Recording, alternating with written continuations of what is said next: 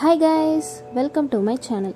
ஒரு நாள் காலையில் குளிச்சுட்டு கிளம்பி நானும் என் ஹஸ்பண்டும் வழக்கம் போல் பைக்கை எடுத்துகிட்டு வேகாத வெயிலில் போயிட்டு இருந்தோம். இப்படி நம்ம எங்கே போகிறோன்னு பார்த்தீங்கன்னா, தர்மபுரி டிஸ்ட்ரிக்டில் இருக்க தெங்கரக்கோட்டைங்கிற பிளேஸில் இருக்க ஒரு பழமையான கோட்டைக்கு தான்.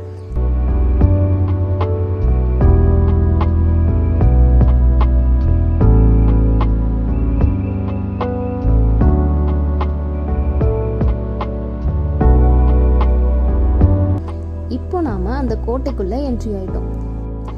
இதெல்லாம் தான் உள்ளே போகிறதுக்கான வழி. இதை பார்த்தீங்கன்னா குறுகலாக வளைஞ்சு வளைஞ்சு போகிற மாதிரி இருக்குது.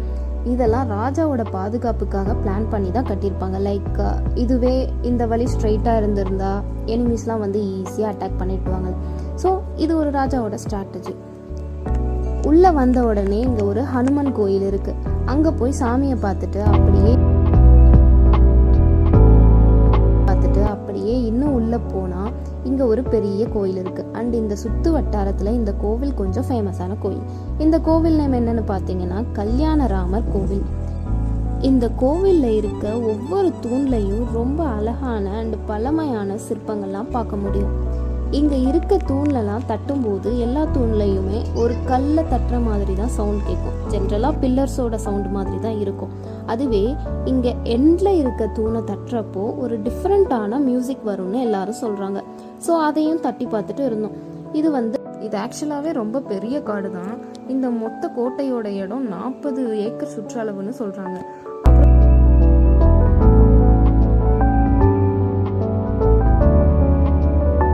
சாமி கும்பிட்டுட்டு பக்கத்தில் இருந்த ஒரு சிவன் கோயிலுக்கு போனோம். இதுவும் அந்த ராஜா காலத்தில் கட்டினது தான். பெயிண்ட்லாம் அடித்தனால கொஞ்சம் புதுசாக தெரியுது. அப்புறம் அப்படியே உள்ளே போய் சாமியெல்லாம் கும்பிட்டுட்டு வெளியே வந்தாச்சு. அப்புறம் இந்த கோவிலேருந்து கொஞ்சம் தூரம் காட்டுக்குள்ளே போனால் ராணிக்காக கட்டப்பட்ட குளம் ஒன்று இருக்குன்னு சொன்னாங்க. சரின்னு அதையும் பார்க்கலான்னு போனோம். இப்போ தண்ணி எதுவும் இல்லாமல் புல்லெல்லாம் முளைச்சி கொஞ்சம் பராமரிப்பு இல்லாமல் இருக்குது. சரி வாங்க, நம்ம இப்போ ராஜா கட்டின கோட்டையை பார்க்க போவோம். இந்த காடு நல்லா அடர்ந்த இடமா இருக்கனால கொஞ்சம் உள்ளே போகவே பயமாக தான் இருந்துச்சு. இருந்தாலும் என்னதான் இருக்குன்னு பார்க்கலான்னு அப்படியே போயிட்டு இருந்தோம். அங்கே ஒரு சிவனடியாரோட சிலை இருந்துச்சு. இது ஏன் இங்கே தனியாக வச்சுருக்காங்கன்னு தெரியல. அப்புறம் அப்படியே இன்னும் உள்ளே போனால் ஒரு இடிஞ்ச ஒரு பில்டிங் தெரிஞ்சுது. அங்கே போய் பார்த்த அப்புறம் தான் புரிஞ்சுது, ராஜா காலத்தில் ராஜா கட்டின கோட்டையில் இடிஞ்சது போக மிச்சம் இருக்கிறது இதுதான். இந்த காட்டுக்குள்ளே ஒரு சுரங்கப்பாதை இருக்குன்னு நிறைய பேர் சொல்கிறாங்க. அண்ட் ஆல்சோ ராஜா நிறைய தங்கத்தெல்லாம் இங்கே பதுக்கி வச்சிருக்கிறதாகவும் நிறைய பேர் சொல்கிறாங்க. அண்ட் ஆல்சோ அந்த புதையில தேடி நிறைய பேர் வந்து தோண்டியும் பார்த்துருக்காங்க.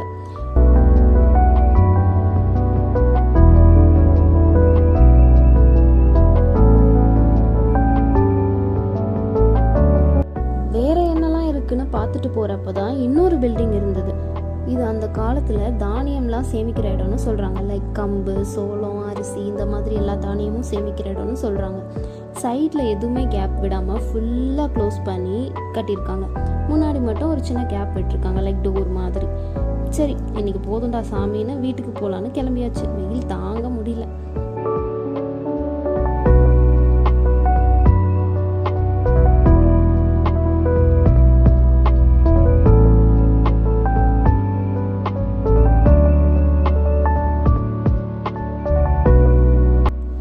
ஓகே கைஸ், இதே மாதிரி இன்னொரு இன்ட்ரெஸ்டிங்கான வீடியோவோட அகெயின் பார்க்கலாம். மறக்காமல் இந்த வீடியோவை லைக் பண்ணிவிட்டு சேனலை சப்ஸ்கிரைப் பண்ணுங்கள். பாய்.